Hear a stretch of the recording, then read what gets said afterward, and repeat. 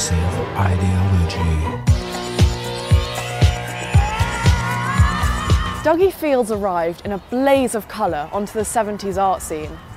He's known for his very graphic imagery, his use of bright colours, and he often features limbless figures reminiscent of classical statuary, but with his own take. Early on, his work shifted between minimalism and constructivism, before turning to his signature style, what he terms post-pop figuration. Duggie's unique look has also always been deeply intertwined with his art, and I'm really excited to be here today at his London studio to hear more about his life, his work, and his very individual style. Really, smile and get on down, please. Only on my get on a creative high. There is no.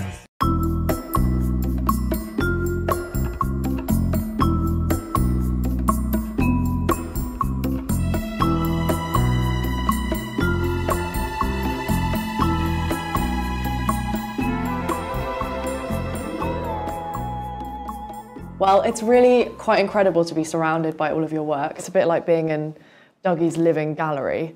I'm really curious to know though, when you first started off studying architecture and then changed to studying fine art at Chelsea, how did that change come about?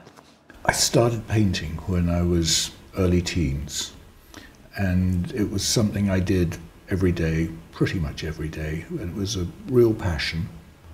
When I started architecture school, that was mostly family pressure, and it seemed quite natural to do because you'll never make a career as an artist was the thing. Architecture was seen as much safer. And first day there, they had what's called a crit, where everything was put up around the room and publicly discussed by all the tutors. Mine was left to last. They rubbished everyone's. Absolutely rubbished everyone's. They were really cruel. Got to me, said, "This is fabulous. We really love this drawing, but it's actually useless for an architecture student. You should be at art school." And I lasted there until we had to go and design an artist's studio. And they said the most important thing to consider first was where the drains were. And I thought, I'm leaving. That was it for me. Duggie's time at Chelsea School of Art saw him breaking from the constraints of the life drawing class, unleashing his own emerging style which would fuse the abstract and the figurative. His work was destined to be an expression of his own passions for life and colour, and a channel for his positivity and creative energy. So you were at Chelsea in the 60s, that must have been pretty exciting. Well, it was a brand new building. It had only been built for, I was there the third year of its existence, but then it was a very 60s purpose-designed art school with a giant Henry Moore in the forecourt. And a lot of artists who were showing in galleries at the time, virtually everybody who was a name except for David Hockney, although he came and lectured there once to a packed audience, but Alan Jones, Patrick Caulfield, John Hoyland, they were all big names in the galleries, and they taught at Chelsea. So do you think your early architectural training then had an influence in your work in terms of that kind of mechanical process and being very meticulous? Oh yes, I still, for years, I drew using graph paper and tracing paper with a set square and a T-square. And I make my pictures geometric. If you look at the figures, they have ruled, and at some point they're straight edges outline. Right. They're not curvy at all. When I started doing digital, I found that the computer put up a grid, and I was used to working on graph paper with tracing paper layers, and I had layers on the computer, so it was quite an easy transition. So how do you think new media had an effect on your work? Did it change it at all? Yes, because it allowed me to do things that I didn't dream I would ever do. As for making music, I love playing other people's music, and I would make medley tapes where I'd mix things.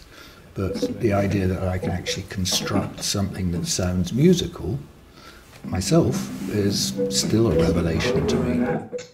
So I really would love to know how you came about making your own music. It seems like you've always been interested in the music scene and always kind of had it in your blood. So when did you start doing that? The first track I ever made was with a producer, and I'd been at a party and I'd met some pop stars who were very current at the time, and I said, "Oh, what are you up to?" And they said, "Oh, we're producing." I'd also been asked to produce a video for a TV show, a performance piece. And it all became the Big Riddle. I am you, and you are me. Conquer divisive ideology. Duggie has produced over 30 image, sound, word animation videos on his own YouTube channel. They incorporate montages of his own work, and not only does he create the music himself, having fully embraced the new technology to produce it, but his philosophy on life, art and politics are expressed through both imagery and his spoken word. As well as being visually rich, they offer an enticing insight into his thoughts on culture, identity and the world we live in. I've noticed on your website as well, you've got an online virtual gallery. It seems like you've got lots of different digital things that you're doing, and all those little ways room of displaying sets it on the virtual gallery. I made all those, and I hung all those paintings on the walls as if they were in proportion. So it's like a curated exhibition. Yes, but except all those images have been redrawn digitally. I would say 95% of them done. So the paintings that were done on canvas, I've remade them digitally and hung them on a wall in proportion in a little room.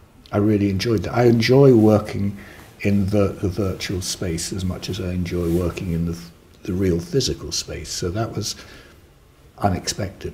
I guess it also means your work can be reproduced quite easily. How do you feel about that? Well, I learned a long time ago that the minute something was reproduced in a magazine, that it was copyable, and that one had to take it as a form of flattery, and also for a sort of that the work has a life. Yeah. That you make it, it goes into the world or not, and you don't know what happens to it. I mean, I've seen my work appear in the oddest places and been told it's appeared in the oddest places, but for a long time, before we had the internet.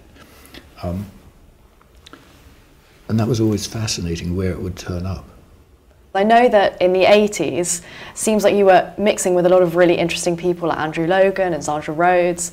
Do you think that that scene influenced your work and those people around you? Oh, I think they nurtured me and sustained me. I mean, one's friends have a huge effect on one's life, and there's a period in life where you're forming yourself too, and the people around you help you form yourself, and vice versa too. You know, it's an interplay.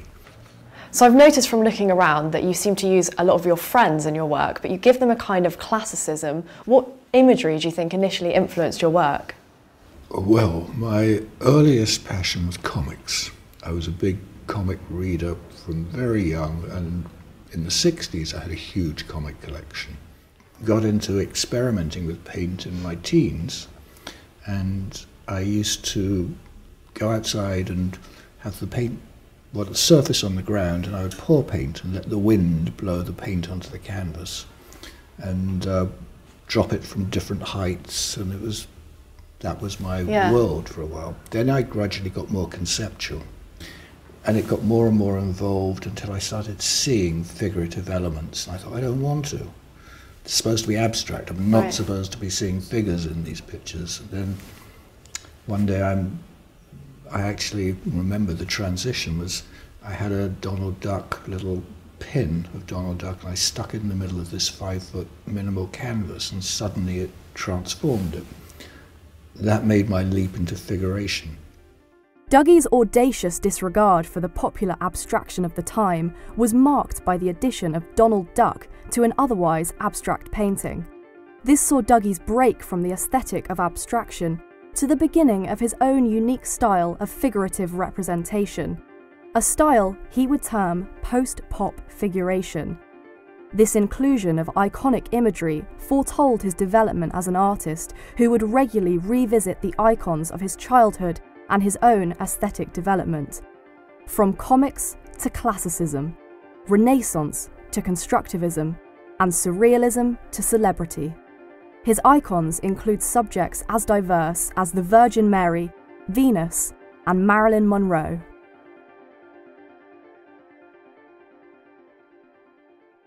Well, I noticed that recently you walked in a Comme des Garçons fashion show, and Andrew Logan was walking in that too.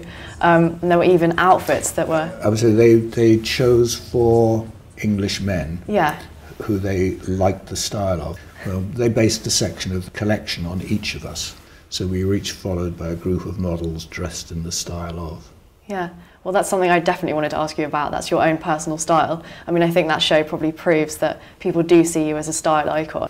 I tend to only wear white trainers and white shirts. It's white at the top and white at the bottom. And it seems you wear a lot of your own artworks as well. I've always liked little accessories that change the way the outfit is. From, I suppose, with the men you start off with cufflinks and ties and tie pins, but they weren't mine. Then badges, and they weren't mine, so I started making things and making my own little things to wear. I've noticed as well that you've been quite a face for the Save Earl's Court campaign. How did you get interested in that and start doing that? Oh, okay, well, I've lived here for a long time, but I visited the exhibition centre in my childhood too, so the minute I heard it was being demolished, I actually put up a petition. I did a big painting of it and did an interview today that's going on ITV, I think. There was a little demonstration which I went to. Huge cultural venue that I've been personally visiting for over 50 years now. I've been to concerts and countless exhibitions. I've been following your series on Twitter and Facebook, Just Around the Corner, where you take pictures on your phone around Earl's Court. Tell me about that series and how you started doing that.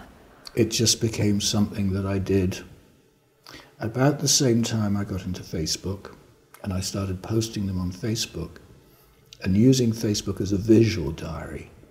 And then people's feedback encouraged me to carry on, and the Just Around the Corner was literally a description. I was taking mostly pictures just around the corner. I'd walk around the corner and think, let's take a picture.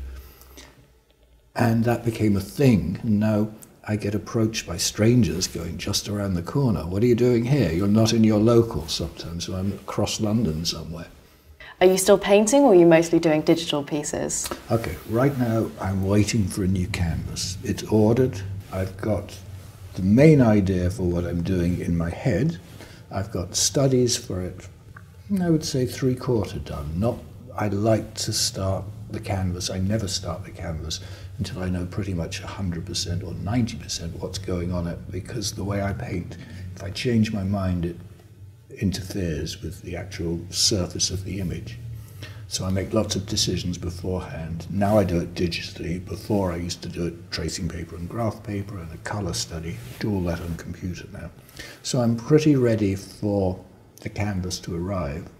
I wanted to ask you as well about colours. You mentioned colours. This is quite a specific question, I guess. Are there any certain colours that you always use in your work, or maybe that you never use, or what do you tend to go for? I don't think there's any colour I never use. I have a palette, I guess, that tends to be primaries, but then I like a lot of grey too. So there's always black, there's always white, nearly always white. So when you're trying to think of ideas for new concepts and new paintings, what would you say influences your next idea? It's always a reaction to or a development from what I've just done. But the actual act of doing is very seductive and very absorbing and very rewarding. I can't think of anything better. I was wondering if you have any kind of advice for young artists starting out these days. I mean, I know obviously the art market and the art scene is very different now to how it was, and it's constantly changing. Don't think about it, it's my first bit of advice. Think about what you enjoy doing most and how to keep yourself in touch with that. Then you've got to survive in the external world, yes, but really it's how to keep your internal focus. That's the toughest bit, and that's the most rewarding bit.